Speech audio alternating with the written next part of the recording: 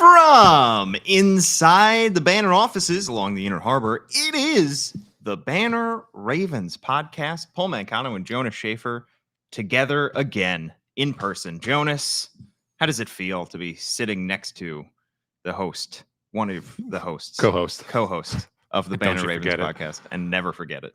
It feels good to see you. We saw each other recently. Is this like co-MVPs? Like, remember when they had to split MVPs that one season? Who? Was it, who was it? I don't even know what sport you're talking about. In the NFL, it's like 20 years ago. Sure. Yeah. Yeah. Who's the Titans quarterback? Steve McNair? Yeah. Didn't he have to split the MVP with somebody? I don't know. It's too early in the morning to be doing trivia. Yeah. All right. Well, we are live here on a Tuesday in September. We're 2 days away, Jonas. Really 2.5 days away from the beginning of the NFL season.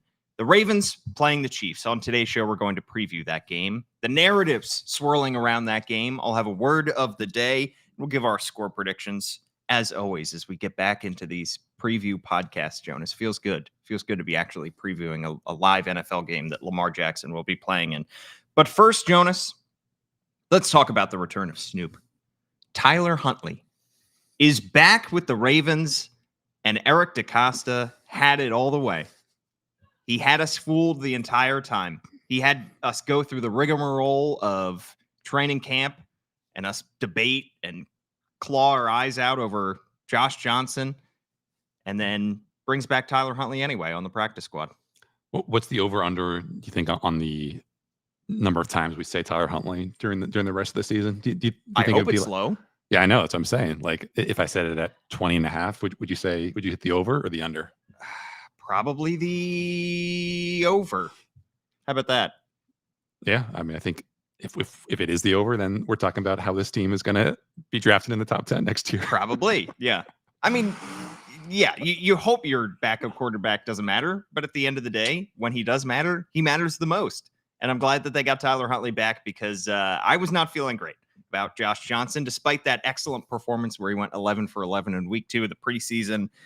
He comes, you just felt better about Tyler Huntley coming back to this team. And it's an unfortunate offseason for Tyler Huntley personally, but it works out perfectly for the Ravens. Thinking about where we were several months ago, Tyler Huntley hits free agency. We thought very little chance that the Ravens are going to bring him back. We thought there might be some teams out there that were going to bring him back, bring him in as a high-end backup or maybe a bridge quarterback. He signs a $1.29 million deal with Cleveland after they had already signed Jameis Winston. So he went into Cleveland pretty much knowing that he was going to be competing for the QB3 job with Dorian Thompson-Robinson, who they drafted the year before. And even then, Dorian Thompson-Robinson probably had the advantage because he was drafted by that team. He's younger. He has more team control, unlike Huntley, who was signed for 1 year. So he was already on the outside kind of looking in on that quarterback competition. And then the Browns, by the way, the Browns just kind of saying our quarterback is bad and injury prone and also a bad person. So we're just going to sign as many backups and draft as many backups as we possibly can. Good strategy. So he loses that job to Dorian Thompson-Robinson, re-signs with the Ravens on their practice squad. Was he legitimately worse than Dorian Thompson-Robinson, do you think, in training camp? Or do you think this is just the Browns wanted to opt for the younger 24-year-old, more developmental quarterback in training camp, somebody that they could work with and mold over a long term, and they wanted to keep DTR over Huntley? I don't think Snoop had a great preseason. I think he had the pick six or the near pick six in one of those games. I just think he kind of is what he is at this point. You know, he was an undrafted guy coming into the NFL with some tools, but not all the tools. And you know, for as many highs as we saw in Baltimore, even though his record does not reflect the fact that he was all that special in Baltimore. Pro Bowler. That was the most unearned, unauthentic tweet announcing this, that Pro Bowl quarterback Tyler Huntley is re-signing with the Ravens. It's correct. Technically correct. Spiritually at one point, you know, I was the youngest person in the world, and now I no longer the youngest person in the world. Wow. I just think that, you know, the fact that probably no one else really wanted him and the Ravens were able to get him back on their practice squad and maybe be able to keep him on their practice squad. Says something about just how he's viewed around the NFL, despite how, how promising and hopeful those first few years were for the Ravens. Obviously, there is some affinity for him to bring him back. I think there's probably more usefulness in having a mobile quarterback like that than Josh Johnson if this offensive line just goes to total shit and you need a bit of an improviser and less of a in-structure player. But, we don't know if the Ravens think more highly of Snoop than Josh Johnson. I'd say they probably don't. I think the fact that they kept Josh Johnson on the 53 last year when they already had Snoop in house, when they'd already paid for that, restricted free agent tender for him, just goes to show maybe what Todd Monken likes, what John Harbaugh likes in a potential backup quarterback. So we'll see. Why was Josh Johnson not QB2 under Lamar last year? I think that was probably just a matter of, they knew that they were going to win the AFC or the AFC North, didn't want to upset the masses in the locker room by putting Josh Johnson ahead of Snoop in a game that didn't really matter. So just roll with what you had. But then let's say you go into a playoff game and Lamar Jackson gets hurt. They would have inserted Tyler Huntley over Josh Johnson, would they not have? Probably. Don't you want to get the best quarterback who can win the game out there? Yeah, and maybe they would have gone for Josh Johnson in a game that mattered, but that game against the Steelers clearly did not. If Trent Simpson was playing half the snaps. So do you imagine Tyler Huntley is going to get game day elevations this season? And if so, how often? Well, you only get 3 of them before you got to expose a guy to waivers. So right. I don't know how they'll play that game. They also have Devin Leary to give them a little bit of leash, but then you run into some of the issues that we're just talking about, like does going from Tyler Huntley 3 game day call-ups to Devin Leary 3 game day call-ups. Do you risk, if that's even the right word in all this, just talk about whether Devin Leary is ahead of Tyler Huntley in the quarterback battle? He should not be. I know, but it's just all unimportant stuff. It's not all unimportant, Jonas. It's all unimportant until it's important. This is stuff that could matter at some point during the season. And like I messaged you on Slack the other day, if and when Tyler Huntley comes in and wins a big game for the Ravens this season, I want to be able to say we talked about him on our preseason podcast. And if he goes 6 for 18 for 2 picks, I want to be able to say we talked about him on our podcast because this is a position that does matter. And it is one that we've spent a lot of time, tearing our hair out over during the preseason and during training camp. And I think that the Ravens ended up getting somebody that they should feel good about. But at the same time, I think that he should be ahead of Josh Johnson on the depth chart. It's just he kind of got screwed by circumstance here by the fact that now the Ravens already have Josh Johnson on their 53-man roster as their backup, which means that if they wanted to add Tyler Huntley to their 53-man roster, that they would have to drop somebody. So you keep him on the practice squad for now.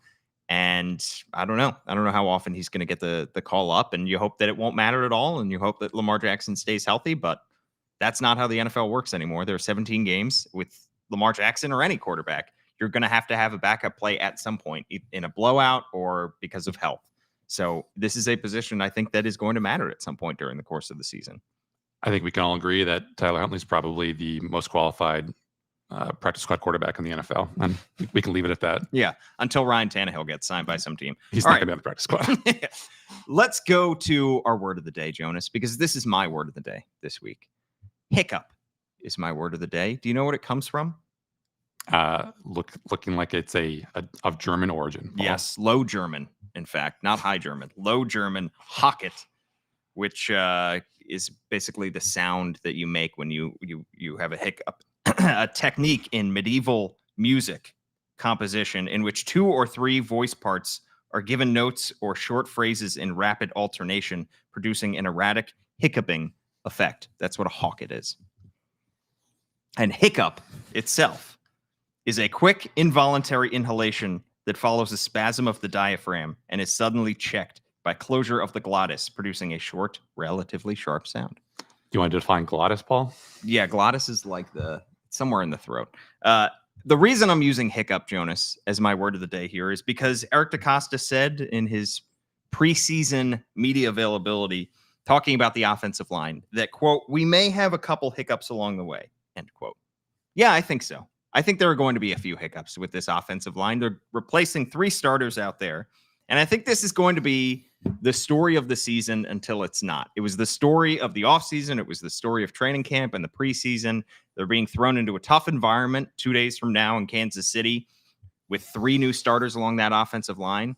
And having a hiccup or two in the season opener or at any point over the first 5 weeks of the season is going to not only potentially disrupt your offense, but also put quarterback Lamar Jackson at risk. And then maybe we are talking about Tyler Huntley or Devin Leary. Yeah. I mean, if you have a hiccup a game that leads to a sack allowed per game, then you're going to be one of the worst linemen in the NFL. That's just as simple as that. I still have hiccups, Paul, just like involuntary. What's the worst case of hiccups you've ever had? I think I don't have a flashbulb memory, but I do remember it getting to a point as a kid where I held my breath to quash those hiccups, and pretty effective technique, except for that one time. Just kidding. But every once in a while, I guess I'll be like a little bit short of breath and have a hiccup, and I don't know what that's all about, but it's a nice reminder that I'm still alive and breathing. Does it feel like you're giving up a sack to Chris Jones? Nope. I think it's a different feeling. Jonas, how do you feel about this group going into week 1? And who do you think will start along that offensive line in 2 days from now? Because John Harbaugh kept his cards close to his vest and did not tell us who those starting 5 guys along the offensive line would be. Yeah, I mean, we know left tackle is going to be Ryan Stanley. We know Tyler Linderbaum, who was full go in practice on Monday, despite the neck injury, is going to be the starting center. Andrew Voorhees, all signs pointing to him being the starting left guard. Obviously, he was the starting left guard all through the preseason. Daniel Failele at right guard, same deal there. So that leaves right tackle. And I think we probably got the best clue from Todd Monken at his presser on Monday. He was asked for his feelings about the group, not necessarily the starters. He said, quote, "I feel real good about those guys. First off, every one of them besides Andrew Voorhees at left guard, those guys have been with us." So he's talking about the newcomers. One of the newcomers that he did not mention as part of that quote unquote group, maybe it was just a dumb oversight, was Roger Rosengarten. Yeah. So that tells me that Patrick McCarry, at least to start the game on Thursday night, is going to be the Ravens' right tackle. Maybe they rotate in Roger Rosengarten. That's something that the Ravens have been open to in the past. But I think if you were hoping that Roger Rosengarten would step in, and plenty of people on Twitter who were sure that the day that they drafted him, he would be their week 1 starting right tackle, maybe that's not the case. Do we think at all the injury to Tyler Linderbaum during training camp? I mean, I think there are a couple reasons that they could have had Roger Rosengarten play as many preseason snaps, especially in weeks 2 and 3 that they did. But one of them could have been maybe the fact that they were prepared to use Patrick McCarry as a backup center in case Tyler Linderbaum couldn't go in week 1. And then you would have Roger Rosengarten start at right tackle. Yeah, I mean, you also have Ben Cleveland right now as the potential backup center. Nick Samak is... Maybe he's a center. Maybe he's a center. Maybe he's not a starter. There's just a lot of flexibility there. I mean, if Tyler Linderbaum goes under, this whole offensive line is just up Schitt's Creek without a paddle. To put it lightly. Especially with the noise, especially with all the stuff he does before the snap in Kansas City. I mean, they could be anyway. It's very true.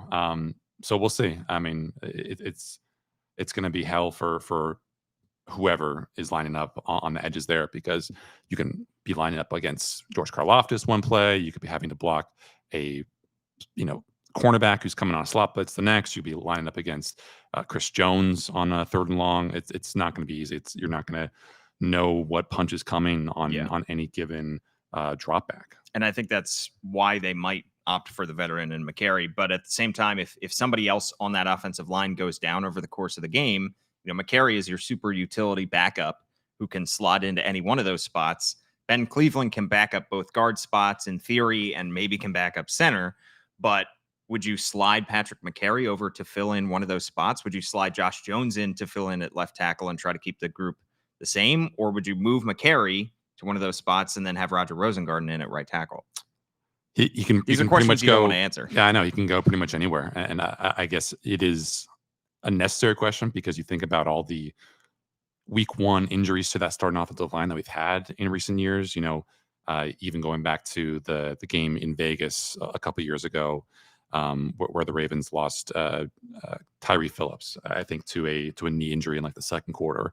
Ronnie Stanley obviously hurt his ankle or knee in that opener last year. You had the Ronnie Stanley situation in that same Vegas game where he was just unplayable, but gutted it out, couldn't guard Max Crosby at all. Right. So, when the bullets start flying and you have these big, strong guys actually leaning on you in a way that they might not in the preseason, there is an increased injury risk, and the Ravens have to be prepared for all contingencies because you don't want to have a bad situation get worse in a game like this, especially when you have Lamar Jackson at 200 whatever pounds to protect. Right. And when you're a team that is trying to get back to the AFC Championship game and propel themselves past that to the Super Bowl, is it good enough to say for the first several weeks of the season that you're going to have hiccups? I know Eric DeCosta said, look, this is a salary cap league. You can't fill every single spot. You can't dedicate the same amount of resources to every single spot. But there were ways, if the Ravens had wanted to, maybe not paying Derrick Henry, going with the cheaper running back, maybe restructuring contracts to save some money, that they could have done more on this offensive line. I think my take on just how maybe this front office is thinking about this team and this next stretch as they look for that Super Bowl breakthrough is maybe, I don't think they would ever say this even in like hushed conversations, but that 2025 is the year to break through if 2023 wasn't, because you are going to be willing to grit it out somewhat along the offensive line because you have so many guys under contract on the defensive side of the ball coming back next year. Maybe you are just a little bit resigned to the fact that the Chiefs have a better offense, have maybe an equal defense. I don't think I don't know, I don't want to be putting words in people's mouths, but the way that Eric DeCosta was talking about how we are willing to have this thing be a little bit rough, maybe that's a season-long roughness. And maybe you are just hoping and praying that by this time next year, this offensive line feels more like a top 15 unit, and that gives you more flexibility to do whatever you need to do with the rest of this still really impressive foundation on offense and defense to be able to call yourself, the best team in the AFC or the co-best team in the AFC. But then why sign a 30-year-old running back to a $16 million contract? Because Eric DeCosta really likes Derrick Henry, and he's on a 2-year deal. True. You also are if you let Ronnie Stanley walk in free agency because they restructured his deal to make it a 1-year deal, you're going to be replacing your left tackle next to you. So you're going to have it won't be the same as, hopefully, if everything goes well this year, you're going to have 4 starters along the offensive line going back into 2025, but you are going to be replacing your left tackle if Ronnie Stanley hits free agency. All right, Jonas, let's talk about the Ravens and the Chiefs, shall we? Let's do it. Thursday night at 8:20. Chiefs right now are favored by 3 points. The over-under is 46. Very first game of the NFL season. Chiefs had the first game of the NFL season last year, and that was when the Lions kind of announced their presence by beating them again on a Thursday night. Jonas, you may not know this, but this is actually a rematch of the AFC Championship game from January. Was I there? I mean, I couldn't say. I was somewhere in the press box. I was too busy looking for Taylor Swift, but I didn't actually recognize that there was a game going on. It was actually a Taylor Swift concert is what it was. Yeah. And there was just also a football game being played. There are so many narratives going into this game, partly perpetuated by that 17-10 loss in the AFC Championship game last year. And one of them is Lamar's status in the game of football right now, because his inability to get over the hump has obviously been baggage that he has carried and is carrying into this season. He doesn't seem to let it affect him in the way that he carries himself. But John Harbaugh did add some fuel to the fire by, at the start of training camp, saying that his dream, his vision for Lamar is to become the best quarterback in NFL history. He can't do that unless he wins multiple Super Bowls, and he certainly can't do that unless he beats the best quarterback in the NFL right now in Patrick Mahomes. The 2 MVPs are awesome. They're great trophy and great hardware, but he has to at some point get past Patrick Mahomes, and he has to at some point reach and win the Super Bowl. It won't all be decided. No narratives, no legacy is going to change because of a Thursday night week 1 game in September.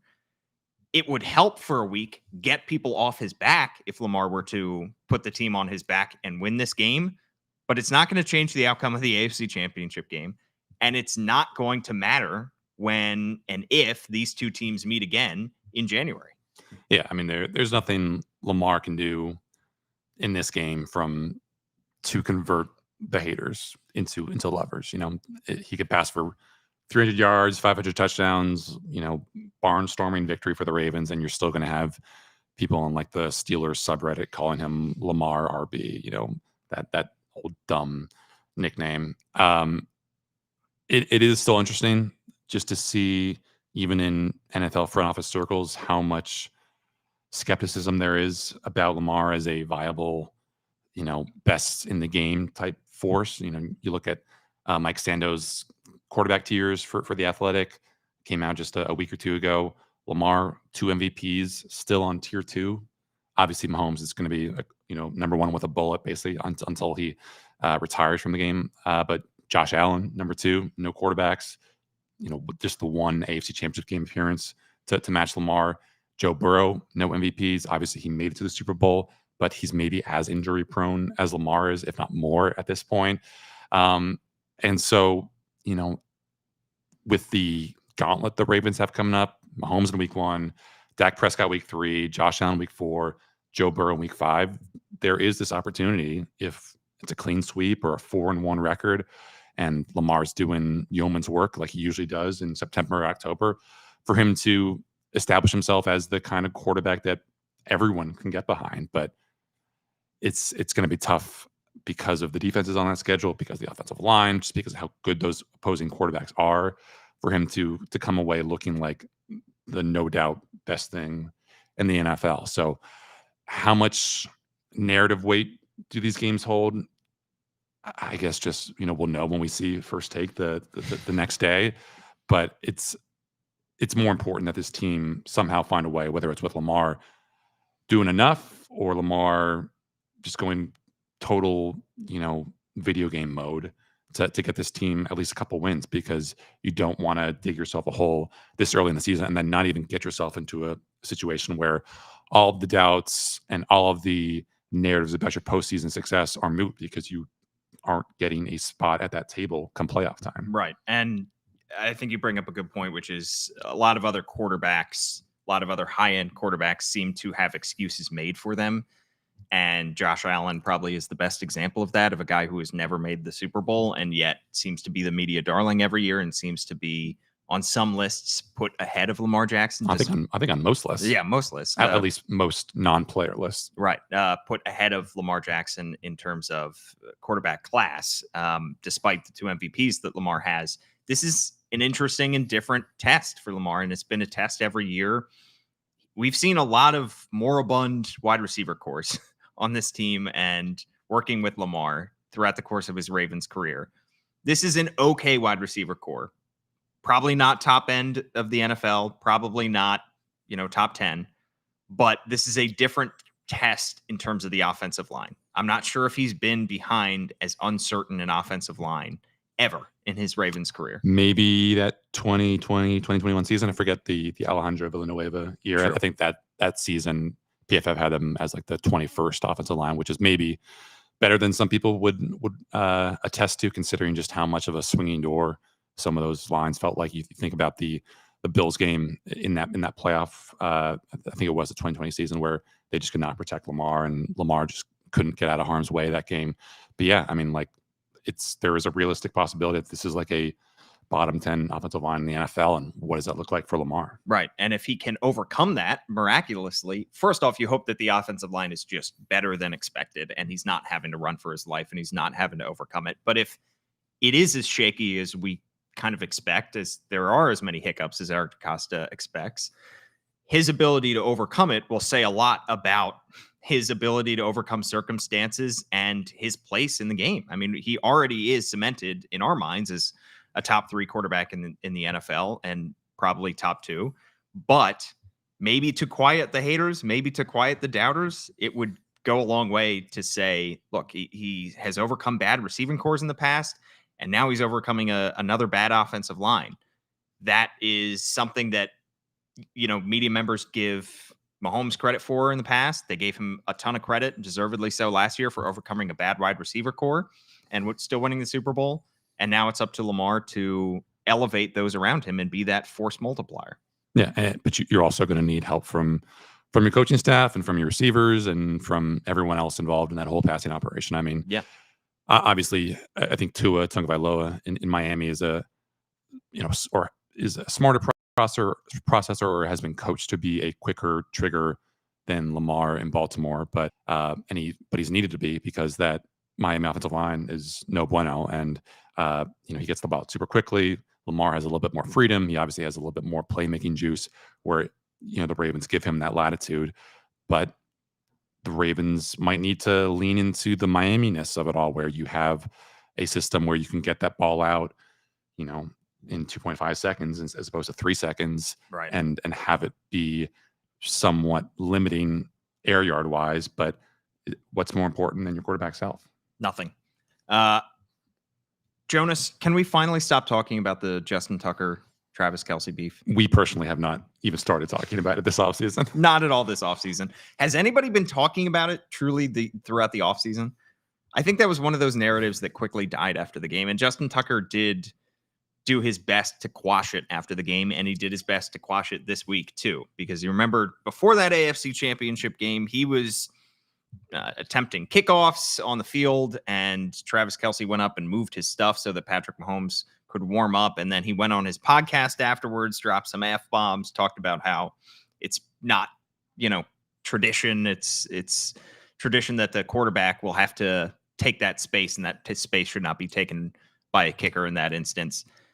Do you want to talk about this at all? Because Jonas, frankly, I'm tired of this discussion. Do you think that anything that Travis was doing that day was to impress Taylor Swift in the stands? I think everything he does is to impress Taylor Swift. That's to be fair. Yeah. Most of the stuff that I do is to impress Taylor Swift. She just doesn't recognize me. To get you to notice her. Yeah. I mean, it's like, it's whatever. Obviously it was brought up, I think, on the McAfee show after the Super Bowl, where Mahomes and Kelce were kind of clowning on Tucker and saying that if he'd missed that 45-ish yard field goal late in the game, that they were going to run onto the field and just delight in his miss, and like they were willing to take a 15-yard penalty because they were that, I guess, still pissed off about whatever they saw as the transgression from before the game. So I haven't seen Mahomes or Kelce asked about it. Obviously, Tucker took the high road on Monday. Quote, all I'll say about it is I'm excited to go into a great environment, play against a great football team with great players, great coaches.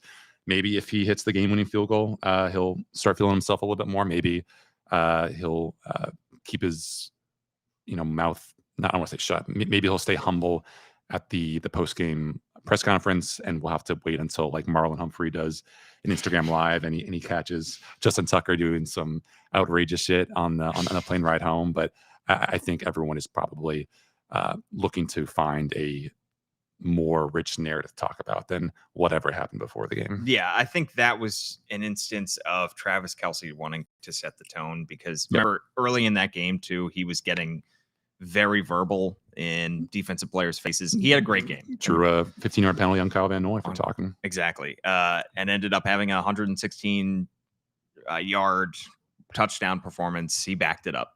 And he set the tone properly in that game. And I think that probably just started with the Justin Tucker equipment movement. All right, Jonas, let's dive into this actual game here. What are the injuries on the Ravens side heading into this game? Not much to speak of, which you would expect for week one. Most important, Tyler Linderbaum, good to go at center. But otherwise, Adisa Isaac obviously still missing at practice as he deals with another hamstring injury. Don't expect him to play. Who knows if he'll go on IR to open up another roster spot. Rasheen Ali, limited Monday's practice with a neck injury, probably another long shot to play. But that's about it. Obviously, the Ravens, I think, can get by more than well enough with two running backs. If that's all that they need, they'll probably call up a third to help with special teams. But as you would expect for a team coming off a preseason where they didn't really play anyone of significance, they are in good shape. And on the Chiefs side, it is a bummer that we won't get to see Hollywood Brown, the Chiefs' new free agent acquisition, former Raven, play against his former team, because on the first offensive snap of the preseason, he broke his clavicle, ended up having to be rushed to the hospital, and he is going to be out for this game, Jonas. Yeah, it stinks, but still a plenty talented, plenty good receiving core. Much better than last year's. Much better than last year's. I mean, the one, not the one funny thing, but the one irony, the one cruel irony about how everything happened for the Ravens and the Chiefs last year was that, I don't think the Chiefs dropped a single pass in that AFC Championship game after being literally the most drop-prone receiving core in the NFL in recent memory. And the guy who caught the final dagger in that pass, Marquez Valdez-Scantling, was the biggest offender of that. And he's the one who beats Arthur Mallett. Mahomes, lofts a perfect pass to him on the 3rd and long or whatever it was. He catches it. He delivers that dagger. But, obviously Hollywood, not the surest hands in the land. But still, with Xavier Worthy, Rashee Rice set to play in this one, Travis Kelce obviously being probably the best tight end in the NFL still, I think Mahomes is not exactly hurting for options. Yeah. All right. Let's talk about the Ravens defense against the Chiefs offense. The Chiefs have, is it Mahomes at quarterback? Patrick Mahomes? Patrick Mahomes. Okay. It's a German H. Gotcha.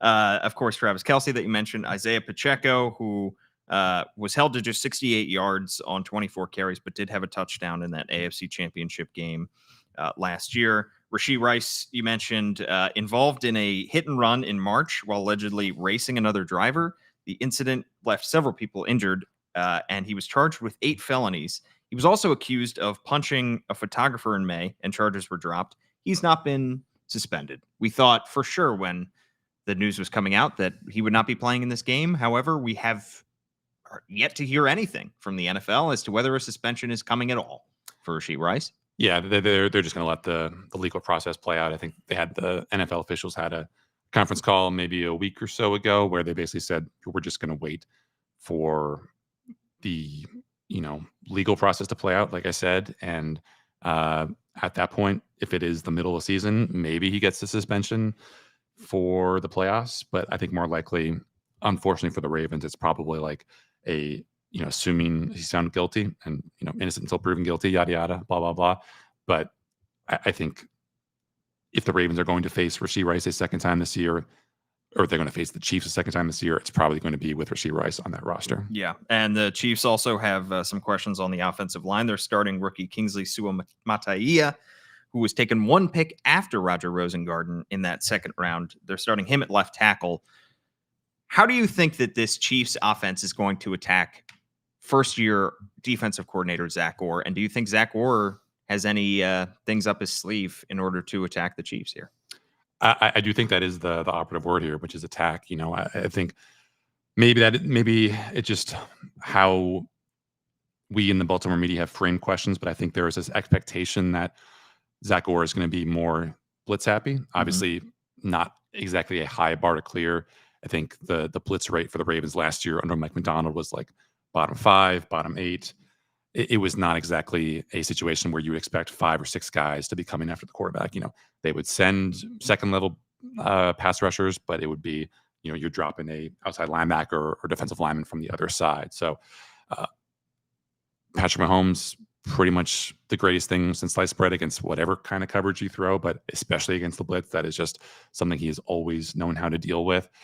But maybe, the Ravens have that much faith in their linebackers in coverage and their cornerbacks in coverage and their safeties in coverage where they feel like, we're going to go cover 0 a couple of times in the first and second quarter to really test you guys out, because we think that Xavier Worthy at 165 pounds, it doesn't matter if he can run the 40-yard dash in 4.2 seconds. We just think that we can knock him off his route. We feel confident in Kyle Hamilton, defending Travis Kelce. We feel good about Marlon Humphrey, being able to tackle Rashee Rice in space. We like our guys in that secondary. And so we're going to just throw our 100-mile-per-hour fastball right at you over the plate and see if you can hit it. And maybe that's the good strategy. Obviously, Zach Orr, I think having a slight upper hand for at least the first series or two, because they have no clue what his tendencies are. I think only like the video game creators at Madden have an idea of what they are, because that's literally the only spot, if you discount the preseason, where we've got a sense for just who he is as a play caller. But there's a lot of ways I think that the Chiefs could go with this one. Like Trenton Simpson. I think if you recall when the Ravens lost to the Chiefs in Baltimore, on primetime a few years ago. That was Patrick Queen's rookie year, second year, and he was just in a torture chamber by all the kind of screens and misdirection and stuff. And Trenton Simpson, great player, smart player, but I think is he going to be overeager and running with like his hair's on fire? And maybe that will be something that the Chiefs take advantage of.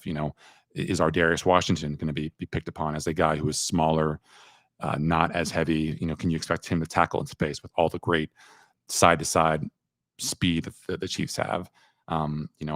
Whoever is guarding Xavier Worthy, if that ends up in a situation where it's one-on-one against the guy who is a step or two slower, is that just a situation where Patrick Mahomes says, I'm just going to toss this deep and count Xavier Worthy to run underneath it? I mean, I don't think, like you said, this Chiefs receiving core, at least in the wide receiver position, is elite, but Mahomes just knows where to put the ball.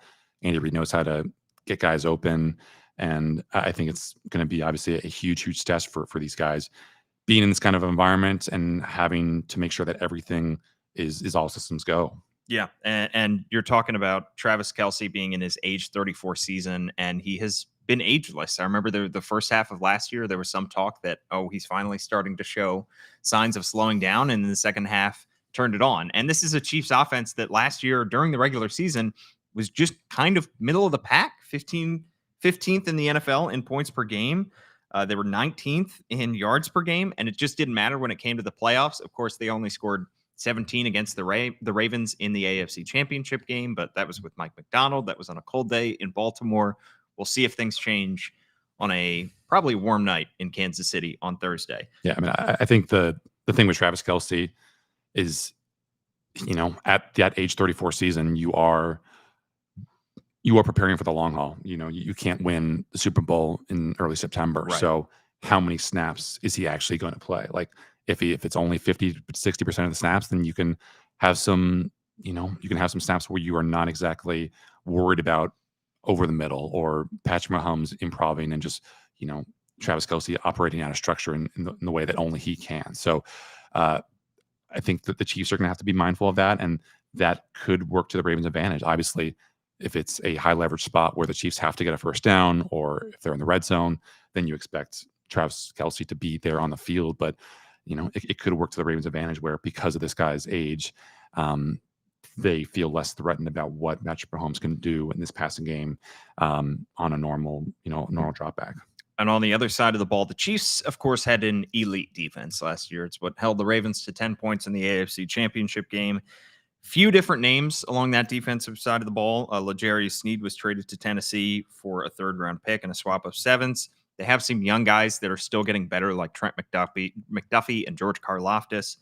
But it is still projected to be a top 10 defense by a lot of metrics. What did they do so well, Jonas, in rewatching that AFC Championship game against Lamar Jackson to put him in hell? And is it possible for them to replicate it with this new group of players?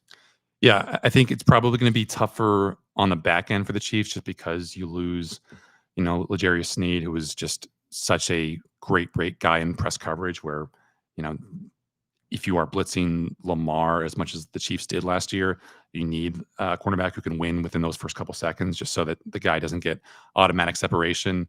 Obviously, Trent McDuffie is a fantastic corner, but it doesn't really sound like from Chiefs camp they've found an obvious successor to L'Jarius Sneed. So maybe the Ravens have a pretty big hands up, a pretty big advantage there, especially with, Rashad Bateman being healthier and Zay Flowers taking the year 2 lead, Mark Andrews being out there. I think that is a situation where the Chiefs are going to dare the Ravens to beat them in one-on-one coverage. And I think the Ravens should be better prepared. The big issue for the Ravens, and wrote about it on the BaltimoreBanner.com story that went up on Monday, big blitzes, just these 6-man or more pass rush schemes. Lamar was 1 for 6 for 13 yards against the Chiefs. Took a sack. The one completion that he had was a completion to himself. That was the tip pass. Right. Yeah. Justin Reed goes up for it. Lamar catches it, almost takes it to the house. But that was the one completion against 7 which should not big count. blitzes, which should not count. So that's on Todd Monken for calling, maybe a screen pass, just having the sense to expect this and say, if you're going to come at us aggressively, bro, we're going to throw a screen and just, throw it over your head. That's on the receivers for getting open. That's on the offensive line for holding up. And that's on Lamar for doing everything that's required of him before the snap and after the snap to get in a situation where he knows what to do. I mean, he faces big blitzes at like a higher rate in the NFL than any other quarterback. It's been that way for a couple of years now. So you would hope that with the way that he's been empowered, he would be able to find a solution, because Steve Spagnuolo is going to have no compunction whatsoever about sending just waves of pressure at him. And that the first drive of the NFL season is one that offensive coordinators, coaches have had scripted for a long time now, probably. And I'm curious to see how frequently early in the game they give Derrick Henry the ball. It's obviously going to be the dominant storyline. If these two teams meet again in the playoffs, is how often the Ravens will run the ball now that they have Derrick Henry in the fold. And him running behind this offensive line, I would think that they would want to try to get that group downhill, not have to worry about dealing with blitzes, dealing with pressures, and keeping Lamar upright, that they would focus more on, all right, let's just block the guys in front of you, and let's try to have our new $16 million running back just tote this thing and keep our offense humming. Yeah, I mean, Todd Monken was asked yesterday, about whether he feels any kind of pressure to establish the run, considering all of the offseason narrative about just how much they kind of gave up that ambition in that Chiefs game. And he kind of, sidestepped the question, didn't really acknowledge that there was a whole lot of validity in terms of the outside noise, how that might affect his game plan, which I think is good. Scripts are not like, on play one, I'm going to run this slant. On play two, I'm going to run this option. It's just like, if the defense does this, or the defense lines up in this, or the defense did this on play one, I'm going to do this on play two. So there was a little bit more nuance to the game plan. But, I mentioned this last week in our season preview pod, like a lot of what Todd Monken did in that Chiefs game and the AFC Championship game, play calling wise, was because they couldn't establish the run. It's just as simple as that. Like, they gave it up because even though the Ravens were great against against run defenses all year, even though the Chiefs had been a question mark all year, the Chiefs won that line of scrimmage. Early downs, the Ravens had 6 designed runs, 26 yards, but just one of those runs was considered successful. So a positive EPA on that play. On early downs, 0.67 yards before contact per carry. That was the 4th worst yardage mark of any playoff game last year. That was the 2nd worst mark of any Ravens game last year. The only one that was worse, ironically enough, was the win over the 49ers. So I think Todd Monken, even though he was never going to throw his offensive line underneath the bus, was entirely justified, looking back at that game, to say, we will take our chances against this Chiefs secondary. And if the Ravens can't establish the line of scrimmage this time, the Chiefs defensive line should be as good as last year's was. The Ravens offensive line will be definitively worse. Then it could be a situation where, again, the Ravens have to give it up, even though you have Derrick Henry, even though you have Lamar, even though Lamar's faster now with that 200 whatever pound frame. So it's going to be a really interesting, game within the game to see just how committed Todd Monken is to this running game, even though on paper the matchup probably shouldn't play out any differently than it did in January. And on special teams, Jonas, this will be the first time that we'll see in the regular season the funky new kickoff that will look very different, but will probably end up yielding roughly the same results as any other kickoff in previous years. I don't expect it to change the outcome of the kickoffs a whole lot this year. The Chiefs are probably going to go with Sky Moore as their primary kick returner. I think Deontay Hardy is probably still going to be the Ravens guy back there. And then you got 2 great kickers, one of them with pretty backwards views and the other one with great, taste in music in Taylor Swift. How do you see the special teams battle playing out? I mean, the Ravens, usually on paper have the best special teams unit. I guess we don't know exactly how the kickoffs are going to go. We don't know how Deontay Hardy might be as a punt returner or kickoff returner. We didn't get a whole lot of good looks at him, but you just have trust in Chris Horton. You have trust in John Harbaugh that, I think Jordan Stout graded out as like one of the 5 best punters in the preseason on PFF, which is a very strange sentence for me to say, but it is nonetheless true. So, you like Tucker, you like Stout, You like Nick Moore being back there, and you just wonder how much influence, if at all, these new kickoff rules are going to have on the game. I still think we're probably going to see a lot of touchbacks in this one because teams are going to be willing to say we like our defense more than we like the possibility of having this drive start the 40 instead of the 30. Yeah. What's your score prediction, Jonas? I got the Chiefs in this one. Just not all the way there with the offensive line. I think playing at Arrowhead in prime time with this Chiefs offense, being reloaded somewhat and still having, able to score a couple touchdowns against the Ravens last year, despite everything working against them. We didn't even mention that Joe Tooney was missing from that left guard spot. The All-Pro, is back. Obviously, Creed Humphrey signed the richest deal for a center. He's going to be in the middle of that line. I just think that Patrick Mahomes is exceedingly difficult to play against, and the Chiefs defense is maybe the best that he's ever played with. And for all the Ravens have done this offseason to bolster their roster, to bolster their Super Bowl chances, I think it's probably more likely that they would have a better chance against the Chiefs if this game were in December as opposed to September. But you got to play the teams on your schedule, and I think it's going to be a tough ask for the Ravens to come out of Arrowhead with a win. So what's the score? 24-17 Chiefs. 24-17. I have the same margin of victory, and I also am picking the Chiefs in this game. 27-20. This offensive line might work. It might work later in the season. It might even work earlier than expected. We just need proof of concept. We need to see this group together. We need to see Lamar Jackson handing the ball off to Derrick Henry behind this group. And until we see it, it's just hard to see this offensive line group being anywhere close to as good as last year's group, which was a large reason for their success. And as elite as the defense was last year, and as good as I feel about this defense this year, there was some turnover on that side of the ball. There is a new defensive coordinator.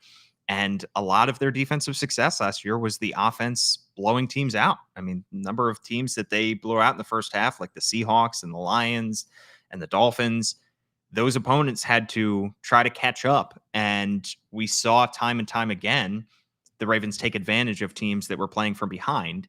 The Chiefs are probably not going to be playing from behind in this game. And so I just don't see, a great path to victory for the Ravens in this game. However, I think it's going to be, a one touchdown game. That's what I have. Yeah, and both of us picked against Patrick Mahomes in the AFC Championship game last year, and we both never again doing it. Yeah, not doing it.